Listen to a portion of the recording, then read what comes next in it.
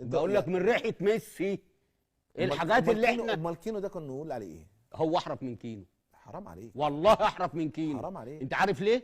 لان كينو ده كان بيروح ايوه ماشي، وده بيروح وده برضه بيروح. ما شفتش. لا هتشوف. ده في من ريحه ميسي، يبقى اكيد ريحه باطه ولا ريحه فخاده ولا ريحه غازاته. ايه القرف ده يا كابتن رضا؟ ايه اللي بتخلينا نقوله ده؟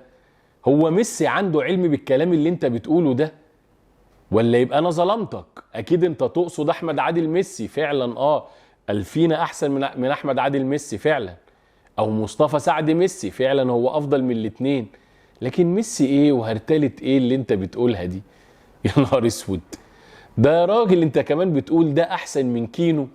كينو ده اللي كان موقف الدوري المصري كله على رجل واحده، لعبت الاهلي ولعبت الزمالك ولعبت الدوري كلها، والراجل بيرقص اي حد وجوان واسيستات.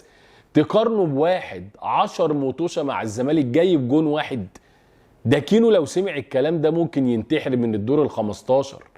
كينو يا جماعه لو تفتكروا ارجعوا بالذاكره مع بيراميدز حتى قدام الاهلي والزمالك واي نادي، يرقص ويعدي يعمل اسيست، يرقص ويعدي يجيب جون. راجل كان كواليتي جبار. هنقارنه بحته بتاع عشان بيجري لي ويرقص ويعمل كلام فاضي؟ لما يعمل نبقى نقول 10 مطوشه جون.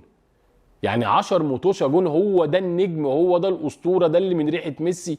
ريحه ايه بس؟ ريحه الاندر بتاعت ميسي مثلا؟ ما انت بتخلينا نخرج عن شعورنا بالكلام اللي انت بتقوله ده. واحد في 10 مطوشه في الدوري المصري الضعيف، الدوري الضعيف، جايب جون واحد بقى خلاص. ده انت بصراحه ربنا يعينك على دماغك. واحد هيسأل هو بيقول الكلام ده ليه وعمال ينفخ ويفخم في اللاعب كده ليه؟ لسبب بسيط، ان اللاعب ده بيلعب مكان زيزو، فانا بالعقل وبالعافيه عايز اركب ده على زيزو. زيزو بقى اللي هو البالونه، وزيزو اللي بيرفع بس يحط ضربات جزاء. ده زيزو يا راجل اللي لعب نص المطوشه اللي الراجل ده لعبها جايب جونين. يعني يعتبر لسه ما لعبش في الدوري بتاع 4-5 مطوشه وجايب جونين وعامل بتاع 3 اجوان. وده بقى له 10 مطوشه عمال ينحر وجايب جون واحد. نقول بقى ريحه ميسي، ونقول افضل من كينو، ونقول ايه الكلام ده؟ ده لو يعني انا عايز اسال سؤال، ده لو يعني شد حلو شويه وجاب له 5-6 اجوان هتعمل فينا ايه؟ هتقوم تضربنا بالشوم ولا تعمل فينا ايه؟ ولا ممكن بقى تنقل على ليفل جديد؟ خوان الفينا احسن من محمد صلاح، ويا ريت نجنسه ونستفاد بيه في منتخب مصر. انا تعبت من المهلبيه دي ومش قادر اكمل بصراحه. كفايه كده.